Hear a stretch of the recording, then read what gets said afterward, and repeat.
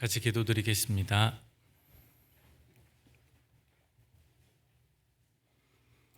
우리 가운데 역사하시는 거룩하신 아버지 하나님, 바랄 수 없는 그 크신 사랑을 우리에게 베풀어 주셨습니다. 지옥 갈 수밖에 없었던 저희 영혼들을 불쌍히 여겨주시고 예수 그리스도의 보혈로 천국을 소망하며 살아갈 수 있도록 인도해 주심에 참으로 감사를 드립니다. 오늘 특별히 주일을 맞이해서 모이기를 힘쓰라 하시는 주님의 명령을 따라서 한자리에 둘러 모였습니다. 전해지는 말씀이 땅에 떨어지지 않고 우리 마음속에 심겨져서 그 말씀을 통해서 하루를 살고 주를 위해 더욱더 힘쓰며 살아갈 수 있는 저희가 될 수 있도록 도와주시기를 간절히 원합니다. 이번 한 주 동안 진행되는 6차 학예 수양회 가운데 함께하여 주셔서 복음을 위해 뒤에서 수고하는 보이지 않는 많은 손길들, 수고들, 땀방울들 하나님께서 일일이 기록하여 주시고 말씀을 듣는 모든 영혼들이 구원함을 얻고 돌아가서 주를 위해 감사하며 기뻐함으로 살아갈 수 있도록 인도해 주시기를 간절히 원합니다. 주님 배울 날이 얼마 남지 않은 이 세상에 살아가면서 세상의 유혹을 따라 살아가는 것이 아니라 주님을 위해 살아가고 주님과 함께 기뻐하기를 힘쓰는 저희가 될 수 있도록 도와주시기를 간절히 원합니다. 해외에서 수고하시는 선교사님들 하나님께서 일일이 살펴주시고 평안함을 주시고 복음을 전하는 데 있어서 주님을 더욱더 의지하고 그 나라가 힘있게 전파될 수 있도록 도와주시고 또 해외의 여러 형제 자매들 동일한 믿음과 소망을 가지고 힘써 전진하며 살아갈 수 있도록 도와주시옵소서. 오늘의 모든 시종을 주님께 의지합니다. 우리를 사랑하시는 예수님의 이름으로 기도드렸습니다. 아멘. 안녕하십니까?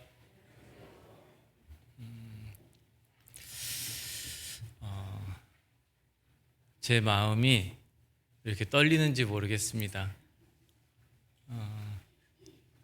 거짓말을 조금 보태서 연인을 만나러 오는 것처럼 설레었습니다. 제 마음속에 이 의정부 교회는요, 신앙의 진보가 많이 이루어져 있는 교회라는 그 마음이 있습니다. 그래서 오늘 내내 떨렸고 말씀을 준비하면서도 어떤 말씀으로 교제하면 좋을까 하는 그런 여러 가지 생각들이 좀 있었습니다. 이곳은 제가 한 10몇 년 전에 교사 수련회를 한다고 교사로 한번 와본 적은 있습니다. 5차 학예 수양회 의정부와 동탄 같이 했는데요. 학예 수양회 가운데 수고 많이 하셨습니다. 아마 이곳에 구원받고 처음 참석하시는 분들도 계시리라 생각을 하는데 제가 그분과 같이 하나님의 말씀을 같이 배울 수 있어서 큰 영광입니다. 제가 있는 동탄교회는 2020년도 11월에 수원교회에 2개의 교구가 자립을 했고 건축을 했습니다. 그래서 한 520평 대지에 면적은 한 750평 면적으로 지하 1층, 지상 3층으로 해서 아이들 포함해서 350명의 성도가 나왔고요. 아마 2명의 전도인이 함께 시작한 적은 처음일 것 같은데 목사님 2분께서 처음에 시작을 했습니다. 그리고 제가 작년에 동탄으로 발령이 나서 총 전도인 3분이 지금 2년이 조금 넘은 상태로 같이 동탄에서 생활하고 있습니다. 이번 학예 수양회 우리가 성인 500명 접수해보자라는 목표를 가지고 참석을 했는데요. 지금까지 500명, 접수자로는 500명이 조금 안 되고 있는 상황이고 전체 한 600명 정도 접수해서 다녀왔습니다. 5차 학예 수양회 끝나니까 마음이 어떠세요? 시원하세요? 섭섭하세요? 시원섭섭하시리라 생각합니다. 아쉬움도 많이 남지 않았을까. 저도 학위 수양회 5차 진행되기 전에는 걱정이 좀 많이 있었습니다. 그런데 중간중간 진행하면서 이곳에 귀하게 모시고 왔는데 어떻게 하면 그냥 내려가지 않고 한 분이라도 더 상담하고 한 분에게라도 더 하나님의 말씀을 좀 새기게 할 수 있을까? 어느 누구도 정말 마음 상하는 일 없이 봉사에 힘쓸 수 있을까? 그런 여러 가지 생각들. 그런데 그 시간이요, 3박 4일이 한순간에 지나갔습니다. 그래서 걱정했던 게 제가 괜한 걱정을 했구나, 그런 생각도 조금 들었습니다. 그 가운데 의정부교회 형제 자매들이 중간중간에 보여서 속으로 생각했습니다. 아, 다음 주면 볼 건데. 저만 알고 있었죠. 다음 주면 볼 건데. 아이들을 상담을 할 때도 다음 주면 볼 건데, 이런 생각을 가지고 있다가 오니까 더 설레고 더 떨렸던 것 같습니다. 그래서 오늘 하나님의 말씀을 같이 좀 공부해 보려고 하고 배워 보려고 하는데, 우리 신명기 7장을 찾아보도록 하겠습니다. 신명기 7장입니다.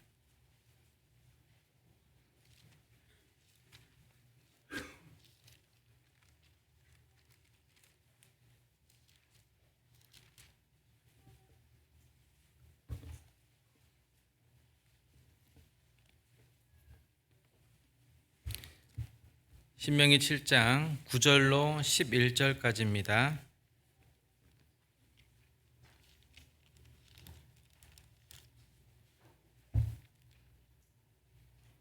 (273페이지) 신명기 7장 9절로 11절까지 제가 읽겠습니다. 그런즉 너는 알라, 오직 내 하나님 여호와는 하나님이시요 신실하신 하나님이시라. 그를 사랑하고 그 계명을 지키는 자에게는 천대까지 그 언약을 이행하시며 인애를 베푸시되, 그를 미워하는 자에게는 당장에 보응하여 멸하시나니, 여호와는 자기를 미워하는 자에게 지체하지 아니하시고 당장에 그에게 보응하시느니라. 11절은 같이 읽겠습니다. 그런즉 너는 오늘날 내가 내게 명하는 명령과 규례와 법도를 지켜 행할지니라. 세상을 살아가다 보면 우리가 지켜야 할 것들이 참 많이 있습니다. 우리는 그것을 질서 또는 법 또는 도덕이라고 말하고 그것을 지키며 살아가려고 애씁니다. 그 지키며 살아가는 것이 미련한 게 아닙니다. 그것은 삶의 아마 원칙이 될 겁니다. 만약에 그것을 지키지 않고 살아가면 혼란이 야기되는 상황들이 곳곳에서 나타나게 될 겁니다. 운전자가 방향 전환을 위해서 방향 지시등을 켜야 되는데 그냥 켜지 않고 우측으로 또는 좌측으로, 신호등 앞에 서 있는 사람이 분명히 빨간불이 켜져 있는 상황인데도 불구하고 그 신호등을 건너려고 할 때 아마 도로에는 많은 사건, 사고가 발생하게 될 겁니다. 지켜야 될 법들이 분명히 있습니다. 자기 생각대로, 자기 소견대로 행하다가는 아마 낭패를 보게 될 겁니다. 제가 한 번은 시간이 좀 있어서 종로에 한번 나갔다 왔는데요. 사람들이 쭉 주차가 되어 있고 또 어떤 안내하시는 분이 돼도 된다고 그래가지고 주차를 하고 볼일을 보고 나왔는데 제 차량에 주차 위반 딱지가 붙어 있는 거예요. 순간적으로 생각했습니다. 내 차에만 붙어 있는가 싶어서 다른 차들을 다 봤더니 어땠을까요? 제 차에만 붙어 있는 거예요. 그때부터 속이 상했습니다. 그래서 많은 차량의 사진들 막 찍어서 그 다음 날 종로구청에 전화를 했습니다. 교통과에. 요만저만해서 내가 여기다 대라고 해서 나는 굳이 대고 싶지 않았는데 본인들이 대라고 해서 나는 됐는데 왜 나한테만 딱지를 떼게 했냐고. 그래서 그분이 그랬습니다. 그럼 소명하십시오 라고 해서 항공 사진도 찍어가지고 같이 소명을 했더니 받아들여졌습니다. 그런데 얼마 전에 동탄에 이곳은 괜찮겠지 하고 주차를 잠시 해놓고 볼일 보고 나왔는데 아무렇지도 않은 거예요. 그런데 며칠 있다가 집으로 우편물이 하나가 왔습니다. 딱지였습니다. 그때 경험 삼아 다시 오산시청 교통과에 전화를 했습니다. 여기 분명히 공터인데 왜 나에게 딱지를 뗐습니까? 소명하십시오 그러더라고요. 또 제 방법과 최선을 다해서 했습니다. 그런데도 딱지가 이게 안 된다는 거예요, 문자가. 다시 전화를 했습니다. 그랬더니 그러더라고요. 선생님, 거기가 흰색 라인인가요? 주황색 라인인가요? 제가 아무 말도 못했습니다. 수고하십시오 하고 전화를 끊었습니다. 지켜지지 않으면 우리 인간들 사이에서는 소명이라는 걸 하게 됩니다. 소명은 받아들여질 수도 있고 받아들여지지 않을 수도 있습니다. 아무나 그 소명을 받아주지는 않습니다. 벌금이냐 그렇지 않느냐에 따라서는 반드시 기준이라고 하는 게 있어요. 주황색 선이냐라고 하는 그 말에 제가 순간적으로 이건 내가 잘못했구나 라고 생각하고 전화를 끊었던 것처럼 세상의 모든 그 일에는 이 규칙이라는 게 있습니다. 지켜야 될 질서와 법과 도덕이라는 게 있습니다. 가정과 회사에서도 마찬가지입니다. 남편이 아프지도 않아요. 그런데 직장도 있음에도 불구하고 직장에 오늘은 기분이 안 좋다고 안 나간다는 거예요. 하루는 이해할 수 있겠죠. 그런데 이틀, 사흘, 나흘 안 나간다는 겁니다. 아내가 남편이 집에 있음에도 불구하고 아프지도 않아요. 우리 수학에 갔다 오면 몸도 좀 피곤하고 그러니까 한 끼 두 끼는 뭐 집에 좀 청소도 좀 안 해놓을 수도 있잖아요. 거기도 끄덕거리시네요. 그런데 아프지도 않고 바쁘지도 않은데 아내가 자녀나 또는 남편에게 또는 집안일을 하려고 하지를 않고 어디 좋은 카페 또는 산을 찾아서 다니는 모습. 또 자녀들은요, 부모의 말이라면 일단 거역하고 봅니다. 집에는 안 들어옵니다. 이 모습이 정상적인 가정이라고 할 수 있을까요? 없을까요? 여기서 대답이 없으면요, 이거 위험한 겁니다. 정상적인 가정이라고 할 수 없어요. 가정 안에서도 자녀는 부모를 공경하고 남편과 아내는 가정을 위해서 힘쓰고 수고하는 것이 가정 안에서 지켜야 할 여러 가지 질서들인 겁니다. 경기하는 자가 자기 마음대로 경기하고 법을 지키지 않는다면 그 경기에서 상을 얻는 사람은 분명히 없을 겁니다. 왜? 난장판이 되고 아수라장이 되기 때문에. 우리가 생각을 해보면요, 법이라고 하는 것은 내가 여기까지만 지켜야지 라고 하는 테두리가 아닙니다. 우리가 살아가는 데 필요한 최소한의 울타리가 바로 법이라고 하는 겁니다. 그 최소한의 울타리 안에 있을 때 내가 법으로부터 보호를 받고 살아갈 수가 있게 되는 겁니다. 우리가 살아가는 인간들의 세계 속에서도 법이라고 하는 것이 그만큼 중요한데, 하나님의 나라, 하나님의 백성들, 하나님의 자녀들이 살아가는 이 교회 안에서, 이 세상 속에서 우리는 하나님의 법을 얼마나 알고 얼마나 지키고 얼마나 힘쓰고 있는지를 한번 오늘 고민을 좀 해보려고 합니다.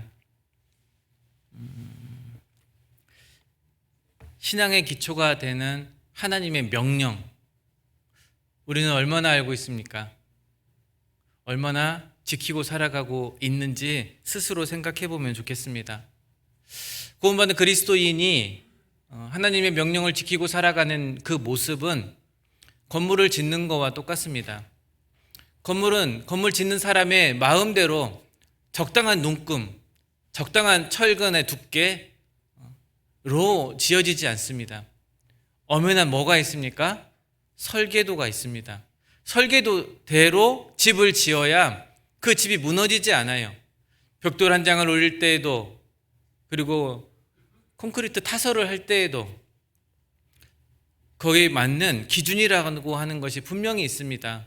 그것을 어기면 지금 많이 일어나는 사태와 같이 집이 얼마 되지 않아 무너지는 일들을 우리는 많이 경험하게 됩니다. 그래서 건물을 지을 때도 설계도가 필요한 것처럼 신앙의 기초가 되는 절대적인 설계도, 하나님의 기준, 하나님의 법, 규율, 명령을 지켜 살아가는 것이 우리에게 꼭 필요한 일이겠다. 본문을 한번 보도록 하겠습니다. 신명기 7장 9절입니다. 신명기 7장 9절. 그런즉 너는 알라. 너는 알라.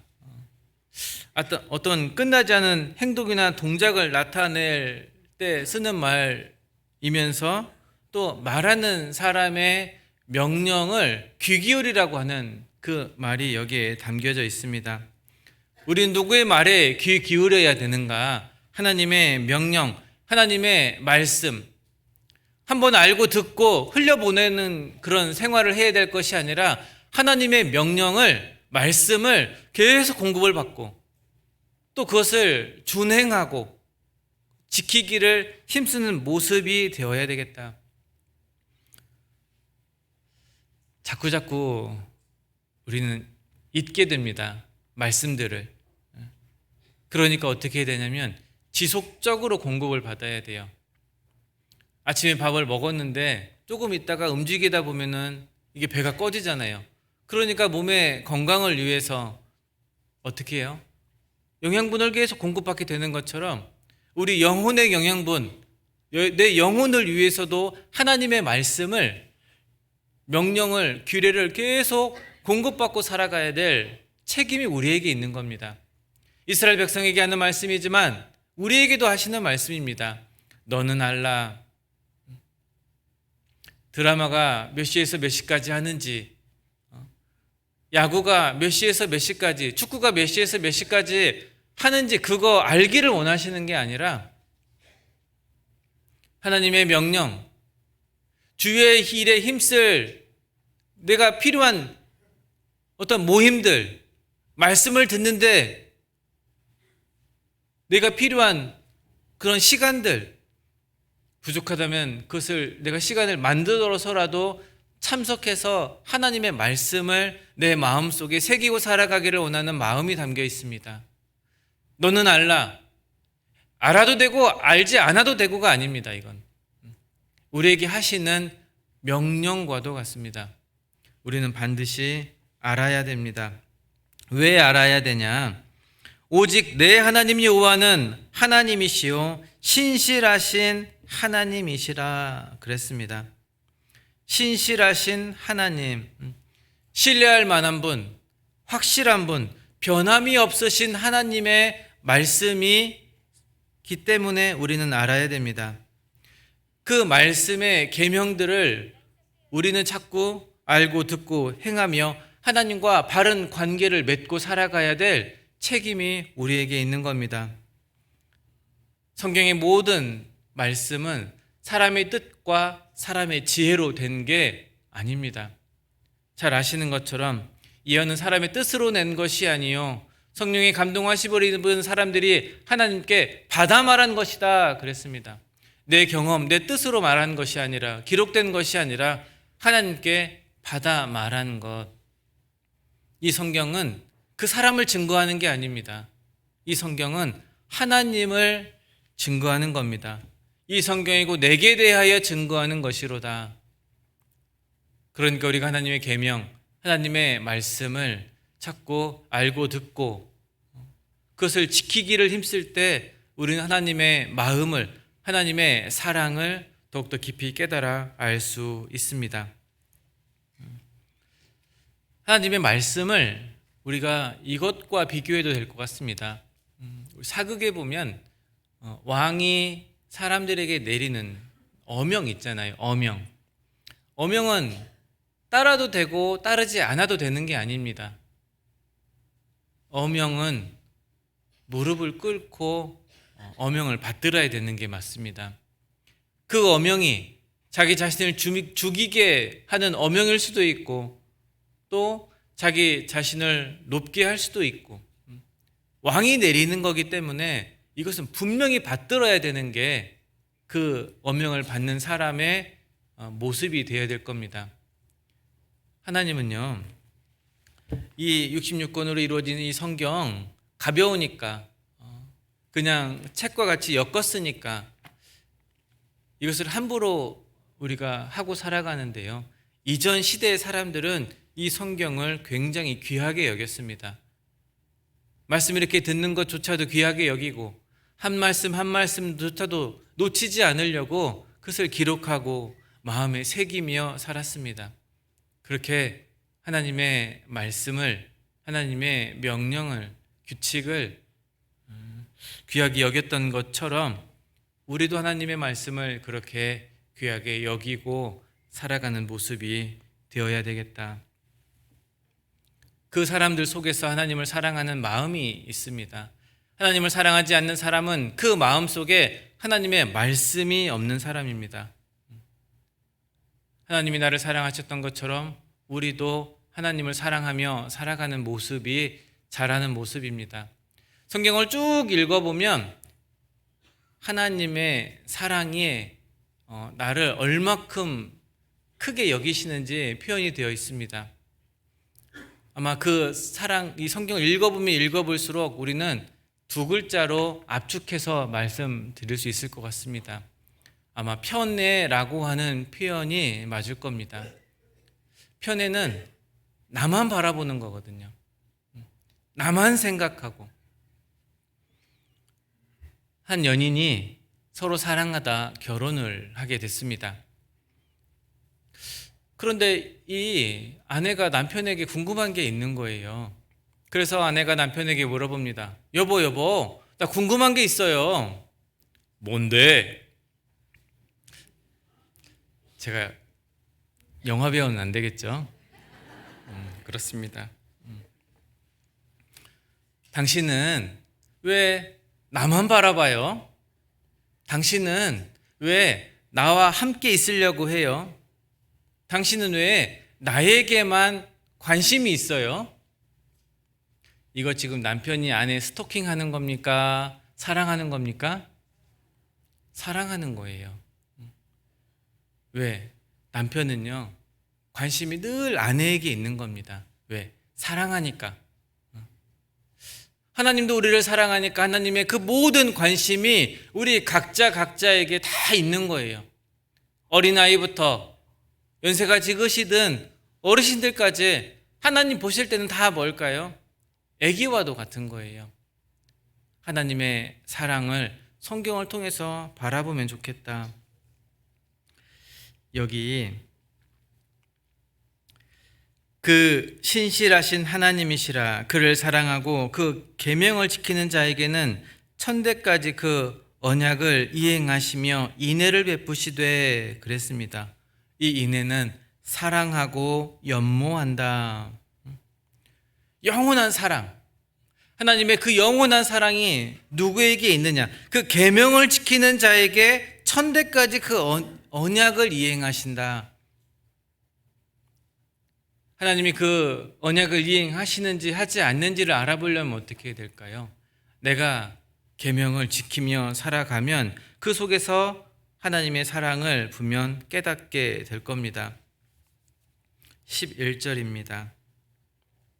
그런즉 너는 오늘날 내가 내게 명하는 명령과 규례와 법도를 지켜 행할지니라. 하나님의 말씀을 기억하고 관계를 맺고 사랑에 대한 반응. 분명히 사랑은 하는데 반응이 없어요.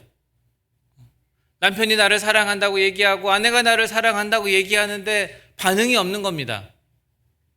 그럼 마음이 편안해요? 아니면 고구마 한 10개 먹은 것처럼 답답해요? 다들 사랑받고 살으니까 그 느낌 모르시겠죠? 답답할 겁니다. 분명히 구원 받았는데 주와 함께 모이는 그곳에는 함께 하려고 하는 마음이 없는 거예요. 하나님이 그 사람을 사랑하신다라고 하는 그 사랑을 입었음에도 불구하고 주의 일에 관심조차 가지지 않고 살아가는 그 모습, 하나님 고구마 10개가 아니라 정말 한 100개쯤 먹은 그 모습이지 않을까. 저도 자녀가 있는데 자녀가 제 말 듣지 않고 자기 뜻대로 내가 알아서 할게, 상관 쓰지 마 이럽니다. 제가 어떻게 해야 될지를 모르겠어요. 아이가 이제 군대도 있고 또 고3이기도 하고 부모는 더 해주고 싶은데 상관 쓰지 마 이러면 신경 쓰지 말라는 말을 그렇게 돌려서 얘기하는 것 같은데 참 답답해요. 조금만 더 관계를 맺고 살아가면 그 사랑을 더욱더 느끼게 해줄 수 있는데 자기 생각, 자기 마음대로, 자기 편한 대로 하려고 하는 마음이 크니까 자꾸 부모에게서 멀어지게 되는 겁니다. 내가 지금 하나님과 멀어져 있다라고 하는 건 주의 일에서도 많이 멀어져 있다라고 하는 마음과 연결해 보면 좋겠습니다. 하나님은요, 법칙의 하나님이셔요. 그래서 법을 만들기도 하시고 또 법을 준행하기도 하시는 하나님이시다. 우리 야고보서 4장을 한번 보도록 하겠습니다. 야고보서 4장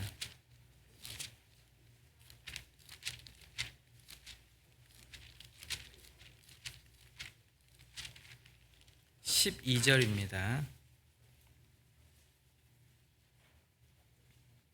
신약성경 375페이지입니다. 신약성경 375페이지 4장 12절. 입법자와 재판자는 오직 하나이시니 능히 구원하기도 하시며 멸하기도 하시느니라.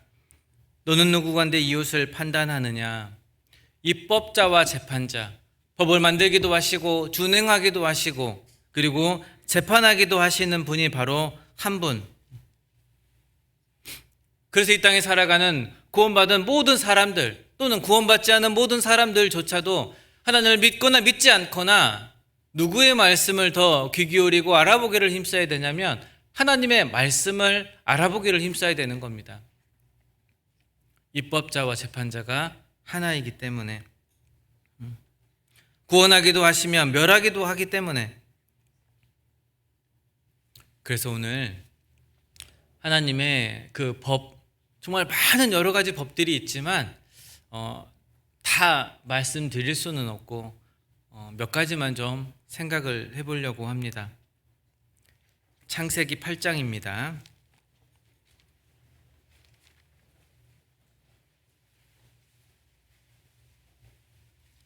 창세기 8장 22절.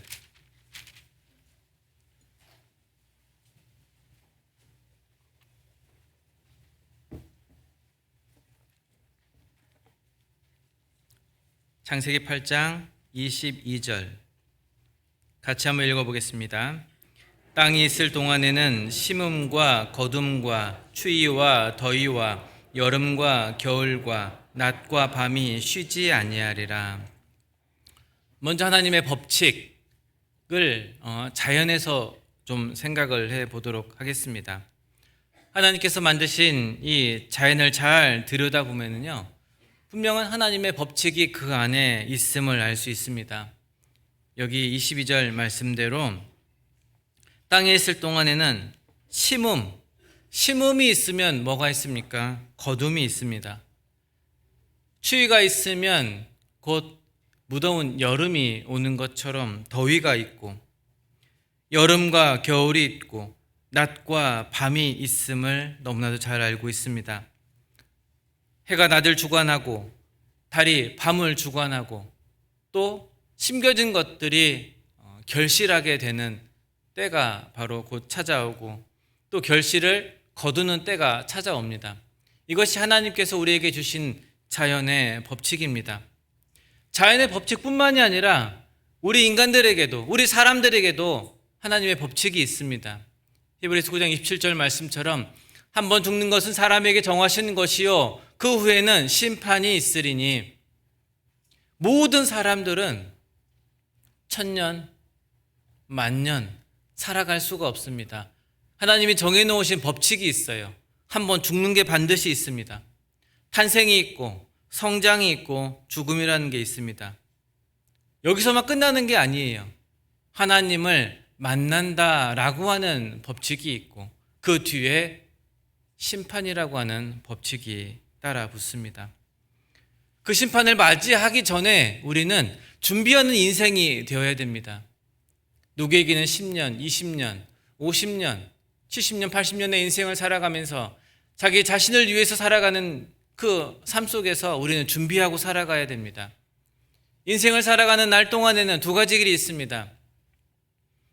세상에는 두 길이 있네. 넓은 길, 좁은 길이 있습니다. 찬송은 부르지 말라 했는데 자꾸 나오는 걸 어떡합니까? 넓은 길, 좁은 길, 사망의 길과 생명의 길. 그런데 죽음을 건너가는 순간 우리에게는 그 두 가지 길이 한 가지 길이 되어버립니다. 죽음을 준비하고 살아갔던 그 사람에게는 천국이, 그렇지 못한 사람에게는 사망의 길이 기다리고 있는 겁니다. 이것 또한 하나님의 법칙입니다. 살아있을 동안에 준비하고 살아가는 인생이 되어야 됩니다. 내 생각을 제하고 주님만을 바라보고 영혼이 구원받고 유쾌하게 되는 날이 주 앞으로부터 이르며 하나님께 감사하며 살아가야 될 인생이 바로 우리들의 인생입니다. 봄에 씨를 뿌리고 여름, 가을에 거두는 것을 보면 나의 날도 얼마 남지 않은 때가 분명히 있구나 라고 생각하고 내 죽음을 준비하며 살아가는 그런 인생이 되어야 됩니다. 이것이 하나님의 법칙임이 틀림이 없습니다. 두 번째 법칙은 하나님은요, 누구를 통해서 일하시냐? 하나님께 바쳐지기를 원하는 사람을 통해서 일하신다. 우리 모두는 구원받은 후에 주님을 위해서 살고자 하는 마음, 주님께 대한 감사, 이것들이 내 마음속에 자리 잡게 됩니다. 그 감사와 주님을 위해서 살아가고자 하는 그 마음은 사람에 따라서 다 다르게 여겨지게 됩니다. 누구는 크게, 누구는 작게. 하지만 어느 누군가에도 다 자리 잡게 되는 게 이 바로 감사라고 하는 부분입니다. 어떻게 하면 주님을 기쁘시게 할까? 어떻게 하면 내가 받은 은혜를 주를 위해 사용하며 살아갈 수 있을까? 주님은 무엇을 원하시냐? 주님께 바쳐지기를 원합니다. 또 바쳐진다라고 했더니 교회를 들이받는 분들이 있어요. 교회를 들이받는 게 아니라 주님께 마음을 두고 살아가는 모습, 내일보다 주의 일에 더욱더 큰 마음을 가지고 살아가는 그 모습이 주님께 바쳐진 사람의 모습이라고 할 수 있습니다. 주님을 향한 확실한 믿음, 확실한 믿음이 있는 사람들을 들어서 주의 일을 계획하신다.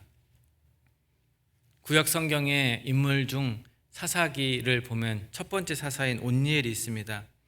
하나님은 힘이시다. 하나님은 능력이시다. 믿음과 사랑에 넘치는 이 온니엘, 이스라엘 민족의 처음 사사로 하나님께서 불러주셨습니다. 사사시대 초기에는요, 이방 여인과도 결혼을 하고 많은 사람들이 하나님을 섬기며 살아가는 사람들보다 우상신을 섬기고 우상을 가까이 하고 하나님을 등지며 살아가는 사람들이 너무나도 많았습니다. 3장 1절로 6절로 쭉 기록이 되어 있는데, 자기 눈에 보기 좋은 것, 자기를 위하는 삶을 살아가던 그 시대에 거기 한 사람 온니엘은 주를 위해 살아가는 사람이었습니다. 주를 위해 자기의 모든 것을 바치기로 결심한 사람이었습니다. 그 사람을 하나님은 사용하십니다. 사사기 3장입니다.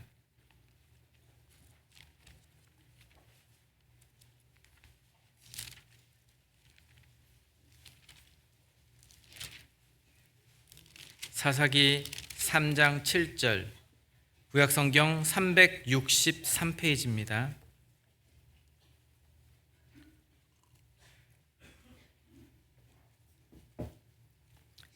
사사기 3장 7절로 9절입니다. 이스라엘 자손이 여호와 목전에 악을 행하여 자기들의 하나님 여호와를 잊어버리고 바알들과 아세라들을 섬긴지라. 9절입니다. 이스라엘 자손이 여호와께 부르짖음에 여호와께서 그들을 위하여 한 구원제를 세워 구원하게 하시니 그는 곧 갈렙의 아우 그나스의 아들 온니엘이라. 온니엘은 많은 사람들이 우상에 자기 자신의 마음을 두고 살아갈 때 누구를? 하나님을 마음속에 생각하고 살았습니다. 여호와 하나님은 나의 힘, 하나님 최고라고 생각하며 살았던 사람입니다. 자기 소견에 오른 대로가 아니라 하나님 보시기에 좋은 것을 쫓았습니다. 그런 온니엘을 하나님께서 귀한 일에 사용해 주셨는데 11절입니다. 그 땅이 태평한 지 40년에 그나스의 아들 온니엘이 죽었더라. 온니엘이 하나님을 위해서 살고자 하는 마음이 특심하니까, 주를 위해 바쳐지는 마음이 있으니까 그것을 태평하게 해 주셨습니다. 사사기 3장을 쭉 읽어보면 또 한 사람 에훗이 나옵니다. 여기 사사기 3장 30절에도 보면은요,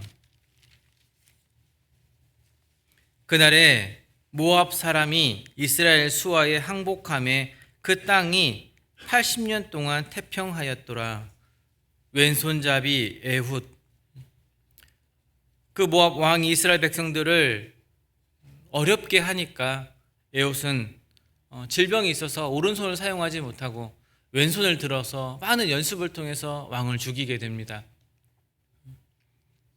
위험한 환경에 있었음에도 불구하고 적의 진 안에 들어가서 적장을 죽이고 나오는 그 모습, 자기 목숨을 아까워하지 않는 모습이 이 안에 담겨져 있고, 하나님은 태평하게 하였더라 그랬습니다. 주를 위해 바치고자 하는 마음이 있는 사람의 그 세상을 태평하게 이끌어 주신다.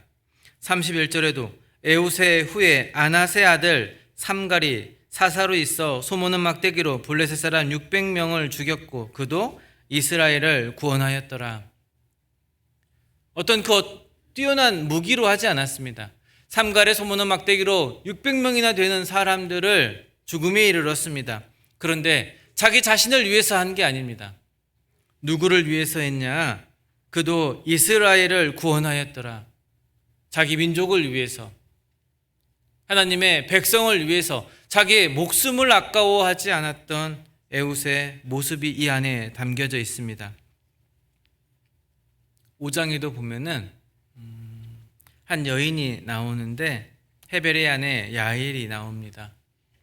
이 여리디 여인, 이 여인을 통해서 군대 장관을 방망이로 쳐 죽이는 사건도 있습니다. 왜 하나님께서 왼손잡이 에훗을 사용하셨을까? 그는 하나님께 마음이 있었기 때문에 그렇습니다.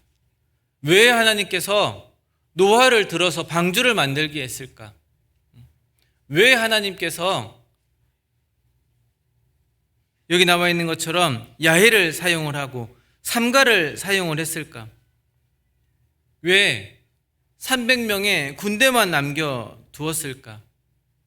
왜 그랬을까? 그들은 모두가 다 자기 자신을 위해서 살아가는 사람들이 아니라 하나님을 위해서 목숨도 아까워하지 않는 그런 마음들이 있었습니다. 이들은 힘이 센 사람들이었을까요? 힘이 센 사람들이 아니었습니다. 마음이 하나님께 있는 사람들, 자기 자신을 나타내기보다도 그 모든 것들 속에서 하나님을 나타내기를 원했습니다. 하나님의 영광을 나타내기를 원했고 그 삶 속에서 하나님만이 높임 받기를 원했던 사람임에 틀림이었습니다. 그 사람들을 하나님은 들어 사용하신다. 우리 각자는 다 연약한 모습, 때로는 부족한 모습이 다 있습니다. 그런데 하나님께 마음이 있는 사람, 그 마음이 있는 사람들이 누굽니까? 우리들이잖아요. 우리들을 들어서 하나님은 분명 사용하신다. 수양회장을 생각을 해보도록 하겠습니다. 기억을 일주일만 뒤로 가보겠습니다. 많은 형제자매들이 땀 흘려 일합니다. 들어가면서 주차 봉사를 하시는 분들 어디서 그런 용기가 나오겠습니까? 남들 앞에 서라고 하면 서지도 못하는데 들어가는 차마다 그것이 반갑습니다 하며 손을 흔듭니다. 아마 그것 해보신 분은 알겠지만 용기 없으면 안 됩니다. 많은 형제자매들의 부딪힘이 있어요. 이곳에 되고 싶은데 못 되게 하는 겁니다. 그러니까 함부로 얘기하지 않고 저를 잘 구슬립니다. 또 식당에서는 그 날도 더운데 뜨거운 그 솥 앞에서 땀을 흘리며 많은 형제자매들의 수고가 있습니다. 그런데 혼자 하라면 못하잖아요. 그 연약한 사람들, 주님께 마음을 드리기로 작정한 사람들이, 수많은 사람들이 모이니까 건물이 지어졌습니다. 수천 명이 먹어도 남을 수 있는 식사가 준비됩니다. 그걸 비전센터로, 소망관으로, 믿음관으로 여기저기 운반하며 사고도 나지 않고, 이게 과연 이게 저절로 이런 일이 일어날 수 있을까? 저희 교회 다니시는 어떤 자매님의 남편분이 구원받지 않으셨어요. 그런데 자매님 모르게 수양회장을 방문을 하셨습니다. 그리고 이곳 저곳을 다니시고 최종적으로 한 1시간쯤 지나서 자매님에게 나 어디에 있다라고 하며 인증사진 믿음관 1층을 찍어서 보내고 곧 만났습니다. 저도 따라갔습니다. 그런데 이 남편이 왜 수양회장이 왔냐면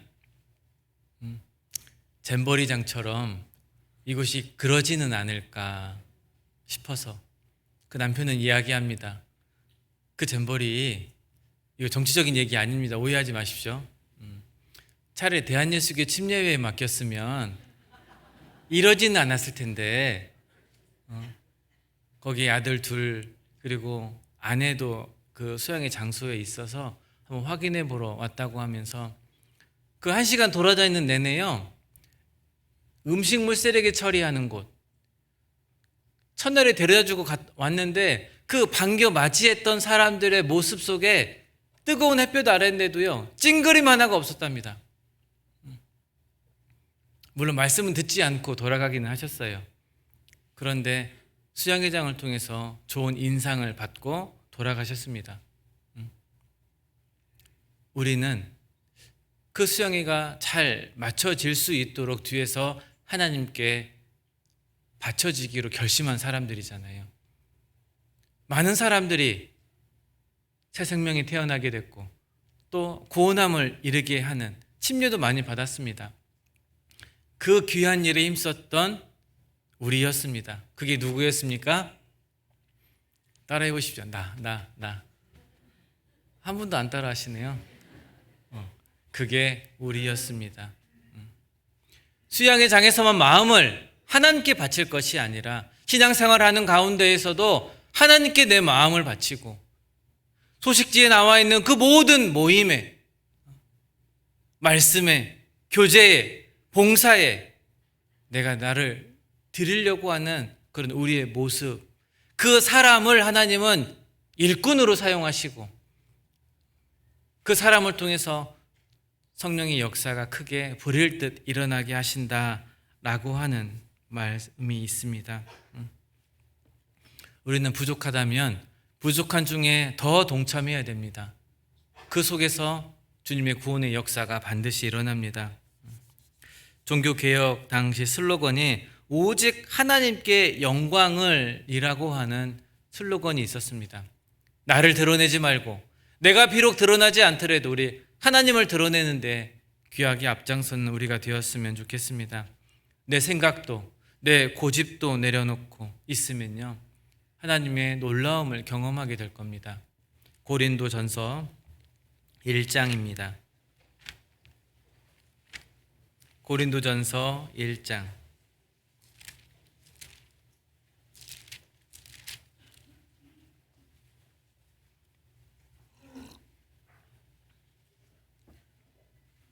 26절입니다.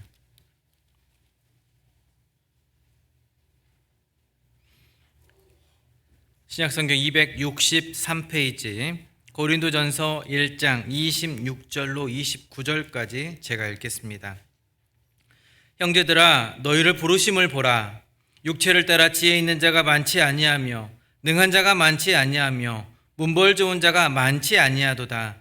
그러나 하나님께서 세상에 미련한 것들을 택하사 지혜 있는 자들을 부끄럽게 하려 하시고 세상에 약한 것들을 택하사 강한 것들을 부끄럽게 하려 하시며 하나님께서 세상에 천한 것들과 멸시받는 것들과 없는 것들을 택하사 있는 것들을 폐하려 하시나니 이는 아무 육체라도 하나님 앞에서 자랑하지 못하게 하려 하심이라.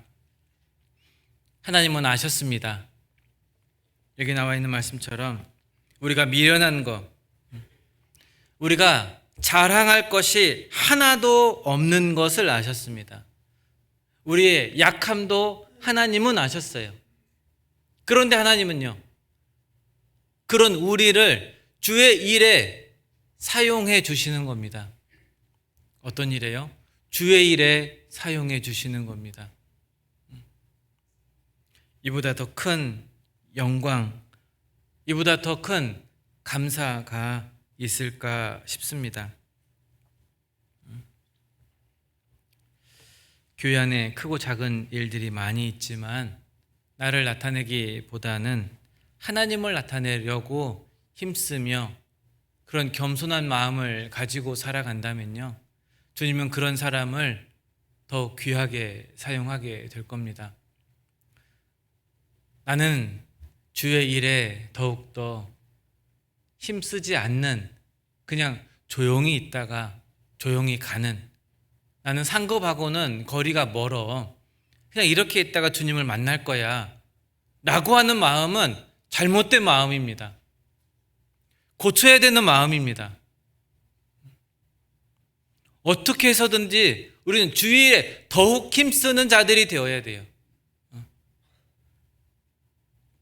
신앙은 머무르는 신앙이 아니라 어떻게 해요? 진보하는 신앙, 자라가는 신앙, 그런 신앙의 삶을 살아가야지 그 자리에 머물러 있으면 안 됩니다. 나는 별리만 가져가야지, 이건 합당하지 않습니다. 이윤을 남길 수 있음에도 불구하고 별리만 가지고 가려고 하는 마음은 잘못된 마음입니다. 제가 이거 혼내는 거 아닌데 오해하지 마십시오. 그런 마음을 가진 분들이 많이 있기 때문에 그래요. 우리가 주의 일에 더욱 힘쓰는, 그래서 주님을 위해서 드려지기를 더 많이 하는 우리가 되었으면 좋겠습니다. 분명 주님은 머리가 좋은 사람, 잘생긴 사람이 아니라 하나님께 마음이 있는 사람, 그래서 하나님께서 어떤 법칙을 또 가지고 계시냐면, 마음이 청결한 자는 하나님을 본다라고 하는 법칙이 있습니다. 신앙의 승패의 요소는 다른 게 있지 않습니다. 물질에 있지 않습니다. 바로 마음에 있습니다. 마태복음에 보면 마음이 청결한 자는 복이 있나니 저희가 하나님을 볼 것이요. 마음이 청결한 자는 나를 드러내는 모습이 아니라 하나님을 내 삶 가운데에서 드러내는 것, 하나님의 영광을 위해서 살아가는 것, 죄를 나에게서 멀리 밀어내는 것, 그게 마음이 청결한 사람입니다. 마음은 지정의, 인간을 인간답게 하는 모습이 마음입니다. 우리는 그것을 청결하게, 깨끗하게, 순수하게 하는 마음을 가지고 신앙생활을 해야 되는 게 맞습니다. 마음이 청결하다는 건 두 마음이 아니라는 겁니다. 한 마음을 가지고 주님을 섬기며 살아가는 사람들, 그게 마음이 청결한 사람, 주님께 마음을 두고 살아가는 사람입니다. 세상에 여러 가지 유혹들이 있지만 그 가운데에서도 하나님만을 바라보며 살아가려고 하는 사람, 마음이 나뉘지 않는 모습입니다. 이사야 성경에 보면 29장 13절에 입술로는 나를 존경하나 입으로는 나를 가까이 한다, 그렇게 기록되어져 있는데 그 뒤에 뭐라고 되어 있냐면 마음은 내게서 가깝도다요 멀도다요, 멀도다, 멀리 떠났나니 그랬습니다. 형제자매들이 모일 때만, 교회 안에 계실 때만 하나님을 섬기고 하나님과 함께하는 것처럼 보이지만 진짜 신앙생활은 언제예요? 나 혼자 할 때, 가정에서, 회사에서, 학교에서, 직장에서, 그때 내 신앙의 참 모습이 나타납니다. 우리 수양회장 가면 아침에 일어나서 제일 먼저 하는 건 기도입니다. 가정에서 기도하지 않았던 분들도 수양회장에 가면 기도하게 되고 자기 전에도 기도하게 됩니다. 왜? 남들은 다 그렇게 하는 것처럼 보이거든요. 물론 그렇게 하는 것도 잘하는 거예요. 하지만 언제? 평상시에도 두 마음을 갖지 않고 한 마음으로 주님을 섬기며 살아가는 그 모습이 더 잘하는 거다. 입술로만 하나님을 가까이 하는 게 아니라, 말로만 하나님을 가까이 하는 게 아니라 내 행실로도 하나님을 가까이 하는 게 신앙생활의 필수 요소가 될 겁니다. 마음이 떠난 사람은 하나님이 사랑하지 않습니다. 그 사람을 사용하지 않는 겁니다. 아내가 있고 남편이 있습니다. 한 사람이 마음이 떠났어요. 온전한 사랑이 이루어질까요? 온전한 사랑이 이루어질 수가 없어요. 두 마음을 품지 말고 한 마음을 품고 살아갈 때 하나님과 가까이 하고 싶어 하는 마음이 있는 거지, 강팍한 마음을 가지고 죄 가운데 살아가면요 더 멀리 떠나고 싶어 하는 게 우리들의 모습입니다. 구원받기 전에 우리의 마음은 하나님 두기를 싫어하며 살았습니다. 하나님과 원수되어 살았습니다. 하나님과 정반대의 삶을 걸어갔습니다. 성경은 본질상 진노의 자녀다 라고 말씀하고 있는데, 이제 마음으로 믿어 의에 이르고 입으로 시인하여 구원에 이르느니라, 우리 마음에 주님이 주인이 되도록 힘쓰며 살아가야 됩니다.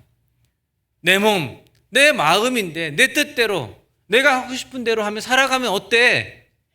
잘못하는 겁니다. 잘못 알고 있는 겁니다. 마음속에 주님을 품어야 됩니다. 구원받은 사람은 마음을 어떻게 해야 될까? 자꾸 하나님 편으로, 말씀 편으로, 신령한 것 쪽으로 마음 두기를 힘쓰면 되는 겁니다. 고린도 후서 6장입니다.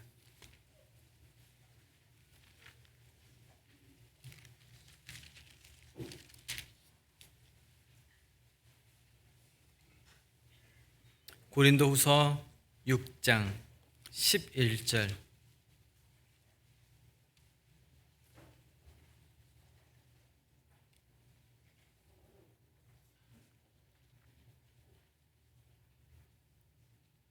고린도후서 6장 11절입니다. 고린도인들이여, 너희를 향하여 우리의 입이 열리고 우리의 마음이 넓었으니 너희가 우리 안에서 좁아진 것이 아니라 오직 너희 심정으로 좁아진 것이니라. 내가 자녀에게 말하듯 하노니 보답하는 양으로 너희도 마음을 넓히라. 우리는 어떤 마음을 가지고 있어야 되냐? 하나님께 마음을 넓혀야 됩니다. 자기 자신에 대해서 마음을 넓힐 게 아니라 하나님께 대해서, 형제 자매들에게 대해서 마음을 넓히며 살아가야 됩니다. 자기 자신에게만 마음을 넓히면 형제 자매들에게 넓혀질 마음이 없어요. 작은 것에도 상처를 받습니다. 내가 누군데 하는 마음으로 신앙생활 하다 보면 자꾸 부딪혀요. 한 마음이 안 되고 두 마음을 품게 됩니다. 우리는 하나님께 향해서 마음을 넓히는 게 필요합니다. 내 아들아, 내 말을 지키며 내 명령을 내게 간직하라. 하나님의 명령을 내 마음속에 간직하며 살아가는 것, 그 명령을 지키려고 힘쓰는 것, 그게 바로 하나님께 마음을 넓히며 살아가는 분명한 모습일 겁니다. 내 마음판에 새겨야 됩니다. 하나님의 명령을 새겨야 됩니다. 내 고집, 내 생각, 내 명철, 내 경험을 새길 것이 아니라 내 마음이 하나님의 말씀을 새기며 살아가야 됩니다. 분명 하나님은 두 마음을 품고 살아가는 것을 싫어하십니다. 두 마음을 품는다는 건 한편으로는 그 마음 속에 무엇이 들어와 있는 거냐면 우상이 들어와 있는 것과 똑같습니다.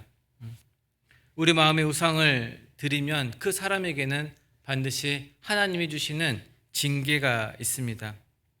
이스라엘 백성들이 하나님의 그 구원을 경험하지 못하고 살아간 건 마음속에 우상이 있어서 그렇습니다.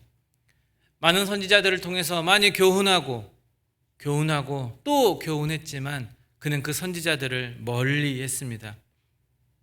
우상을 포기하고 하나님께로 마음을 향할 때 하나님은 그 사람을 또는 그 가정을, 그 직장을, 그 학교를 구원받는 사람이 더 많아지게, 하나님의 나라가 더 확장되게 애쓰시고 힘쓰신다라고 하는 것을 우리가 기억했으면 좋겠습니다. 사람들이 구원받지 못하는 이유가 뭘까를 고민해 봤는데 마음의 우상 때문에 그렇습니다. 그 우상이 뭐냐? 내 고집입니다. 내 경험입니다. 제가 어릴 때부터 저희 증조 할머니를 따라서 아침에 일어나면 학교 가기 전까지 동네를 돌아다니며 동네 제사를 지냈습니다. 저는 그 제사 지내는 게 너무 재밌었어요. 먹을 것이 있어서 재밌다라 그러는 게 아니라 그냥 할머니를 따라서 그렇게 제사 지내며 다니는 게 좋았어요. 행길은 도로를 말하는 건데요.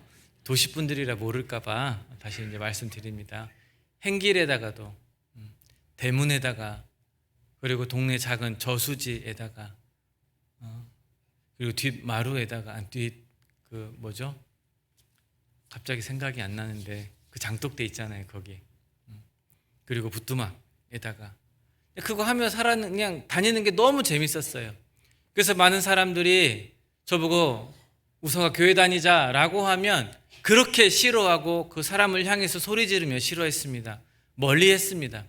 그러다가 92년도 고등학교 때 어쩔 수 없이 선배님들의 강요에 의해서 광주 하계 수양회장을 방문을 했고 그렇게 싫어했던 저였는데 말씀을 들어보니까요.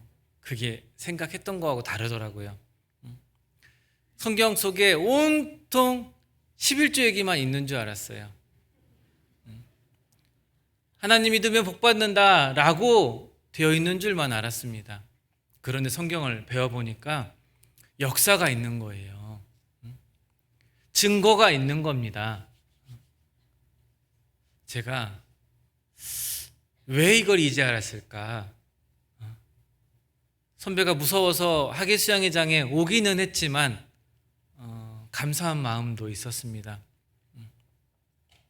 그렇게 우상이 내 마음속에 자리 잡고 있으니까 이게 안 받아들여졌는데, 그래 무슨 말인지 한번 알아보자라고 하는 마음으로 받아들이니까요, 자연스럽게 구원이 이루어졌습니다. 우상을 밀어내야 됩니다. 그 우상이 때로는 누구에겐 자기 자신의 행복, 권력, 재산 될 수 있겠습니다. 행복과 권력과 재산, 생활의 즐거움이 필요 없다는 게 아닙니다. 하지만 누구와 함께하는 행복이냐, 누구와 함께하는 즐거움이냐, 그 물질을 어디에 쓰일 거게 할 거냐, 우리가 그것에 대해서 고민을 해보면 아마 답이 나오지 않을까. 우상에게서 멀리하라 그랬습니다. 우리는 자꾸 멀어지게 해야 됩니다. 마음이 청결한 사람을 하나님은 일꾼으로 사용을 하신다라고 하는 게 법칙입니다. 또 하나의 법칙은 전도서 11장입니다.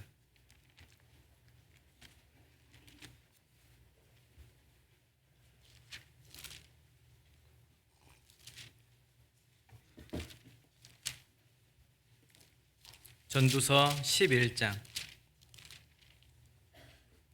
1절입니다.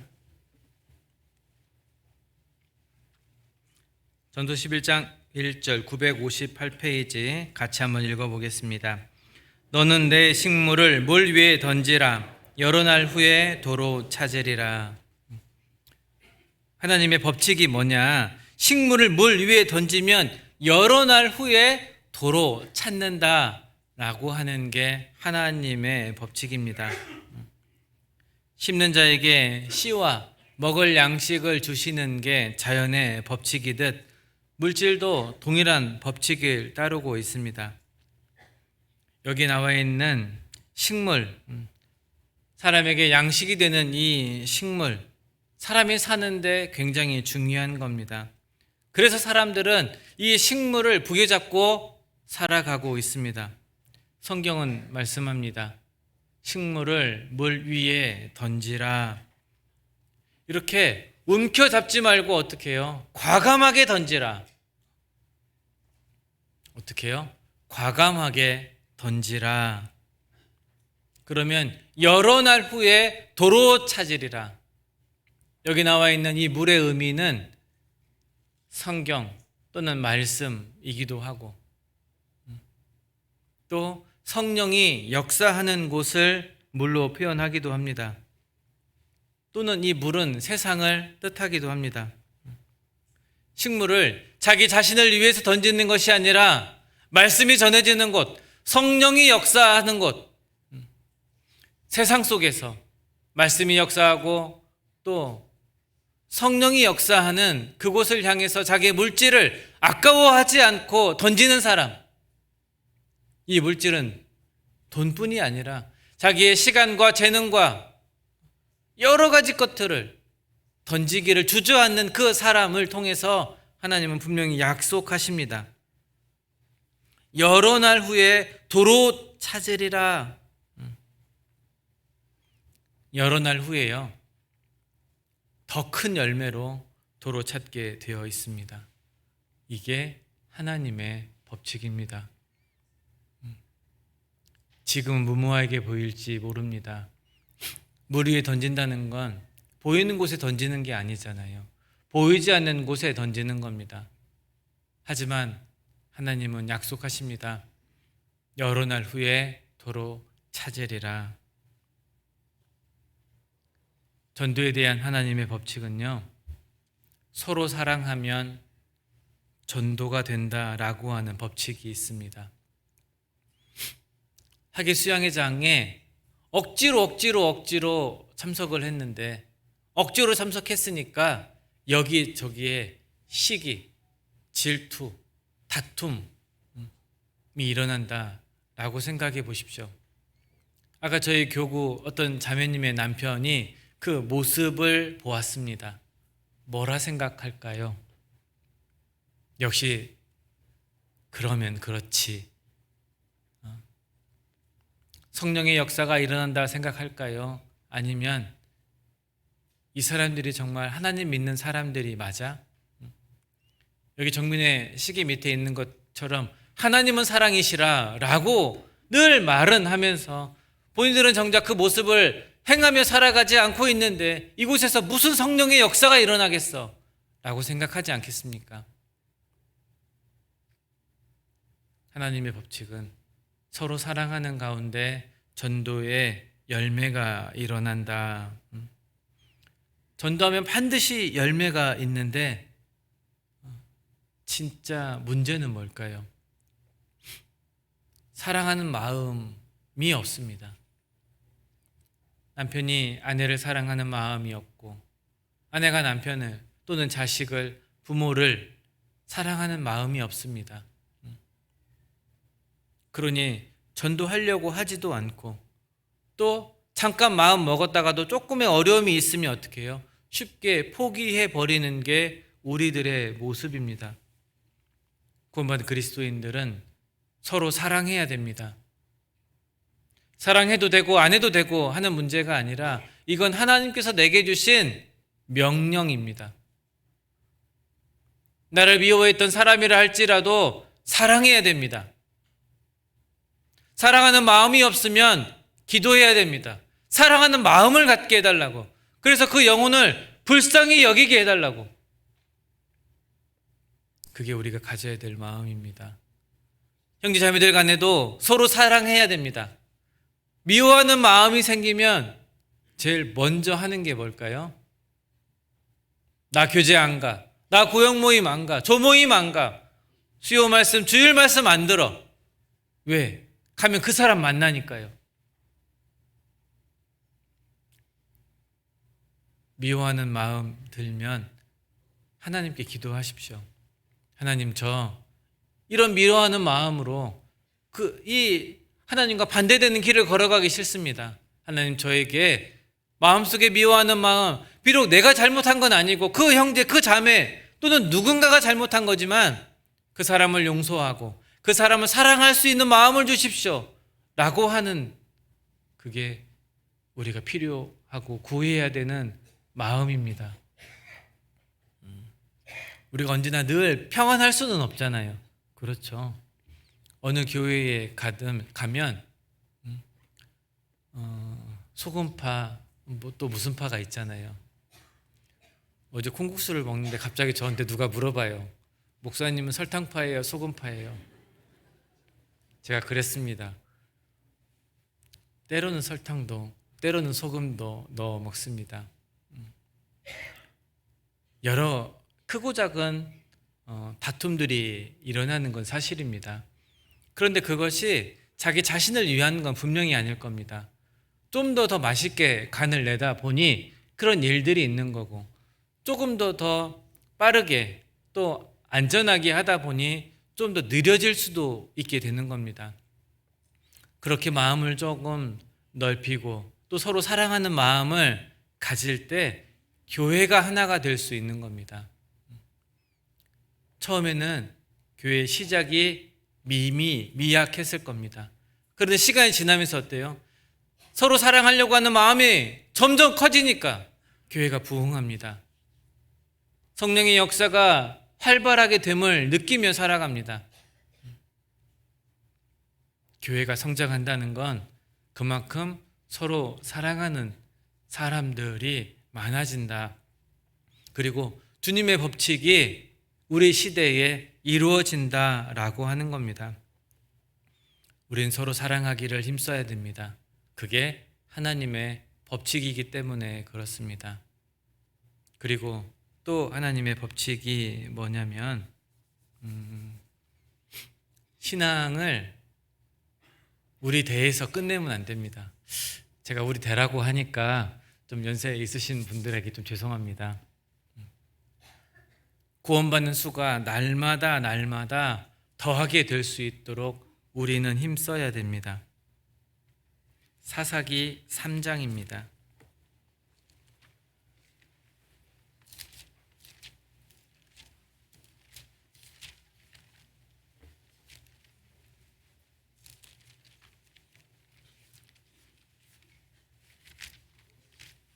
사사기 3장 1절로 보도록 하겠습니다. 363페이지 사사기 3장 1절부터 읽겠습니다. 여호와께서 가나안 전쟁을 알지 못한 이스라엘을 시험하려 하시며 이스라엘 자손의 세대 중에 아직 전쟁을 알지 못하는 자에게 그것을 가르쳐 알게 하려 하사 남겨두신 열국은 블레셋 5 방백과 가나안 모든 사람과 시돈 사람과 바알 헤르몬 산에서부터 하맛 어구까지 레바논에 거하는 히위 사람이라. 남겨두신 이 열국으로 이스라엘을 시험하사 여호와께서 모세로 그들의 열조에게 명하신 명령을 청종하나 알고자 하셨더라. 하나님도 이스라엘 백성에게 그 모든 것들, 그 자손에게 그 전쟁에 대해서 남겨놓으신 이유는 가르쳐 알게 하시기 위해서, 하나님을 순종하며 또는 불순종했을 때 어떤 일이 그 세대에 일어나는지, 순종하는 사람들에게 복을, 그렇지 않은 사람들에게는 저주가 임함을 알고 하나님을 가까이, 우상을 멀리하며 살아가기를 바라는 마음이 분명히 있었습니다. 신앙은 각각의 모든 세대가 경험할 수 있도록 해야 된다. 참 신앙은 유전되는 것이 아니라는 게 하나님의 법칙입니다.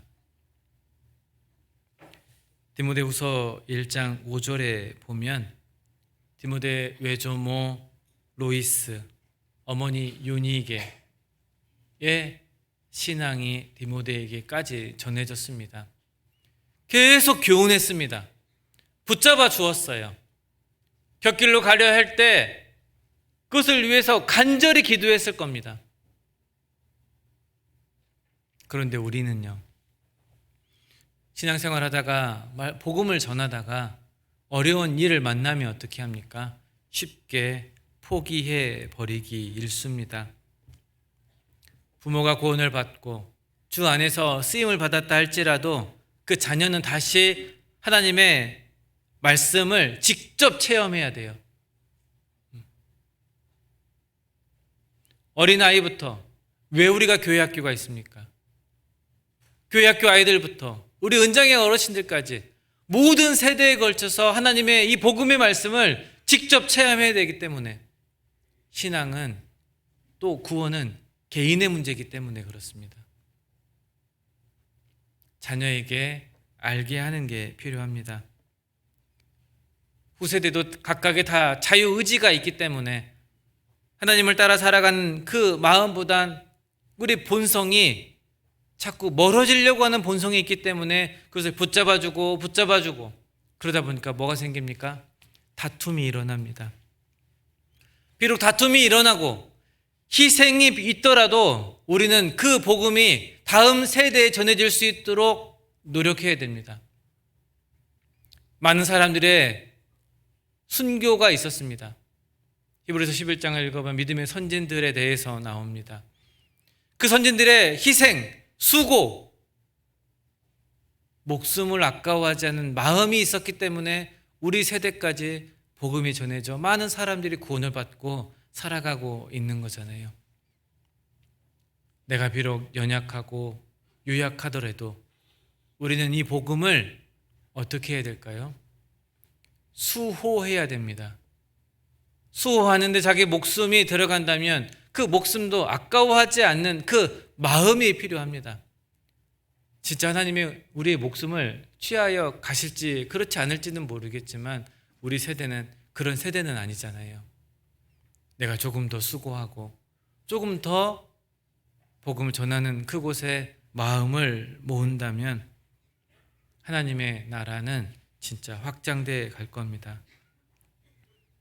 우리가 그 일을 위해서 이 땅에 남아있는 사람들임에 틀림이 없다라고 하는 걸 기억해 주셨으면 좋겠습니다. 그리고 하나님의 법칙 중에 마지막으로, 근데 마지막이라고 하니까 마음에 안도감이 들죠. 저는 시간이 너무 빨리 가니까 어찌할 바를 모르겠습니다.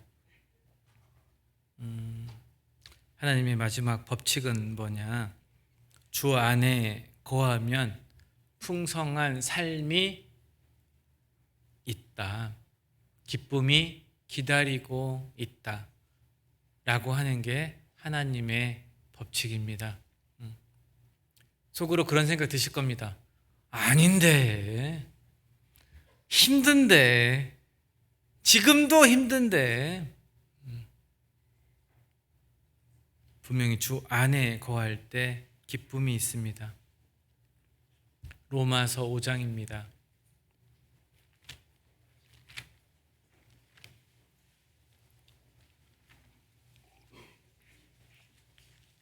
로마서 5장 11절.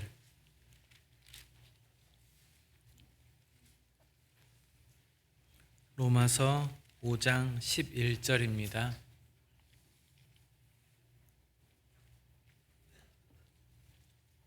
같이 한번 읽어보겠습니다. 신약성경 245페이지. 이뿐 아니라 이제 우리로 화목을 얻게 하신 우리 주 예수 그리스도로 말미암아 하나님 안에서 또한 즐거워하느니라.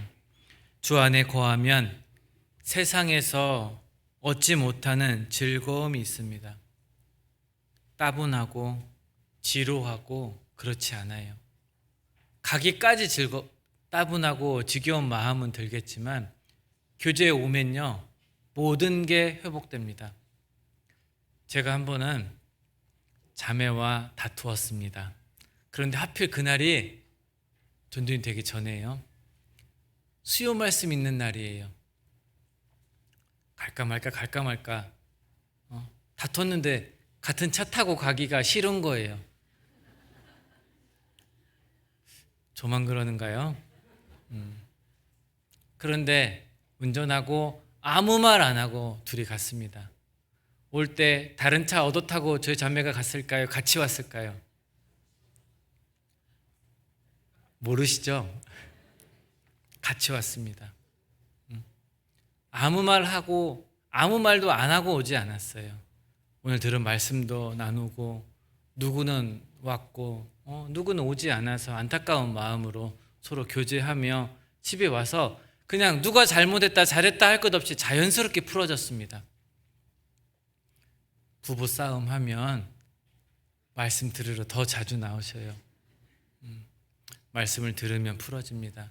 교회 안에 있으면 거하면 하나님 안에서 또한 즐거워하느니라.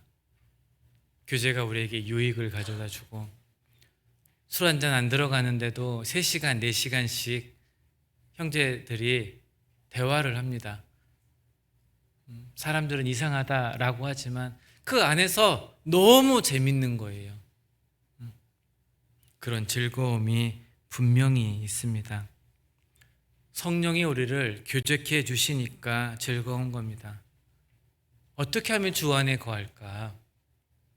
아까도 말씀드렸던 것처럼 하나님의 계명을 지키며 살아가려고 하는 사람, 하나님의 계명, 하나님의 법을, 하나님의 질서를 마음속에 늘 두고 살아가는 그 사람.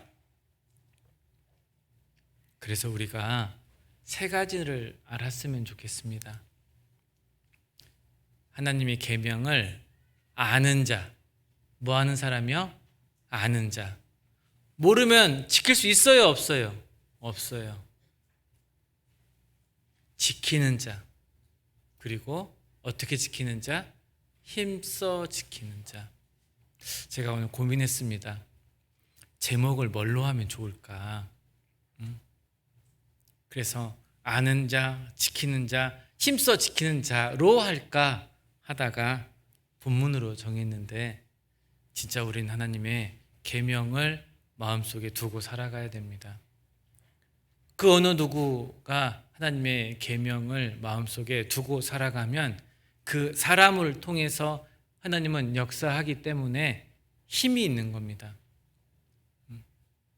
우리 큰 폭탄을 한번 생각해 보겠습니다. 조그마한 폭탄 속에 뇌관이 있잖아요. 뇌관을 건드린 순간 어떻게 됩니까? 큰 폭발이 일어납니다. 그 뇌관의 역할을 누가 해야 되냐? 우리가 해야 됩니다. 또 내가 해야 되는 겁니다. 한 사람의 믿음을 수호하기 위해서 자기 목숨을 아까워하지 않는 그 사람을 통해서 하나님은 분명히 역사하십니다. 교회를 통해서 역사하십니다. 교회가 없었다면 무슨 일이 일어날까요? 구원받는 수가 늘어날까요? 그렇지 않을 겁니다. 어느 날 아침에 일어나자마자 그 생각이 들었습니다. 하나님은 교회를 통해서 역사하신다라고 했는데 교회를 통해서 어떤 역사가 이루어질까? 제 짧은 소견으로는 구원받은 형제 자매가 없었다면 내가 구원받을 수 있었을까? 그 형제 자매들의 그 수고가 없었다면 이렇게 우리가 많은 형제 자매들이 모여서 구원받았다라고 하고 또 교제할 수 있었을까? 하나님은 교회를 통해서 구원받는 수를 더하게 하시는구나. 그렇다면 우리의 인생에서 가장 중요한 게 뭘까? 교회를 성장하는 거구나. 교회를 든든하게 하는 거구나. 교회에 마음을 두고 살아가는 거구나. 그러니까 우리 포커스가 어디가 되어야 됩니까? 교회에게. 이 교회 당이 아니라 구원받은 사람들이 모이는 그곳, 우리가 그곳에 마음을 두고 살아가야 되겠구나. 그래야 구원받는 수가 더해지고 하나님의 역사가 우리를 통해서 더 크게 일어나는구나 라고 하는 것을 알게 되었습니다. 그 사람이야말로 주 안에 주의 법을 지키며 살아가는 사람이 틀림이 없습니다. 제가 이렇게 장신이어도 이렇게 노골적으로 장신 아닌데 이러면 곤란해요. 이렇게 장신이어도 신발에요 돌멩이 하나, 가시 하나 박히면 어떻게 될까요? 온 신경이 거기에 곤두서게 됩니다. 우리 몸에 손끝에 상처 하나 나면요, 일 제대로 할 수 있어요, 없어요? 없습니다.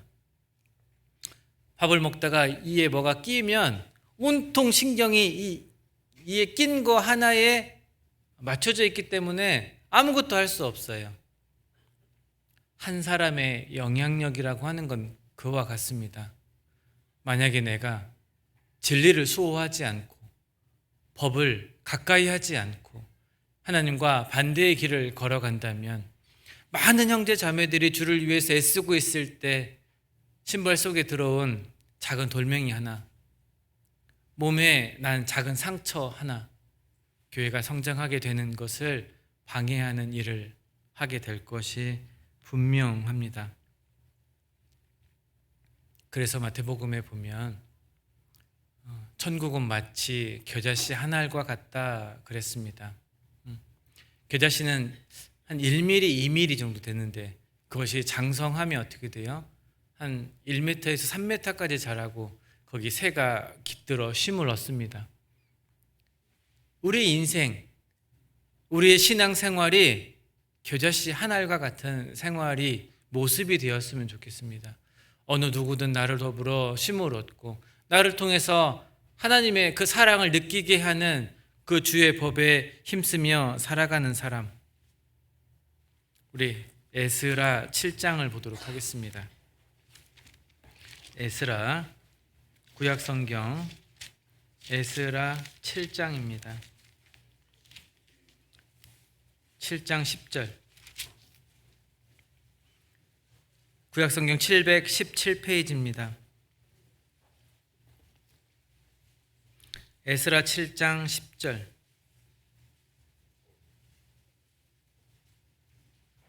(717페이지) 같이 한번 읽어보도록 하겠습니다. 7장 10절.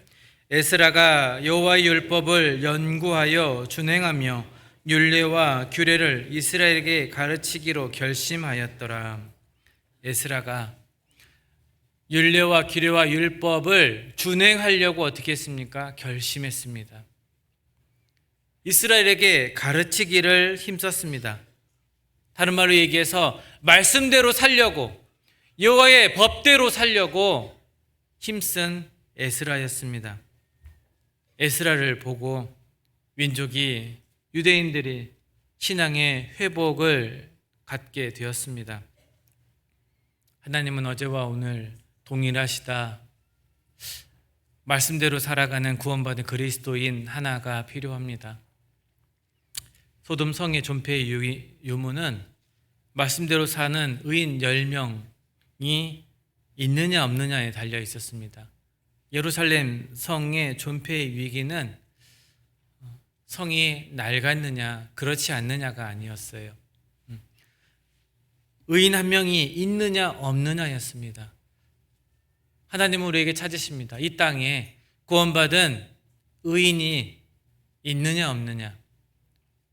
그것이 우리 의정부 교회에 얼마나 있느냐.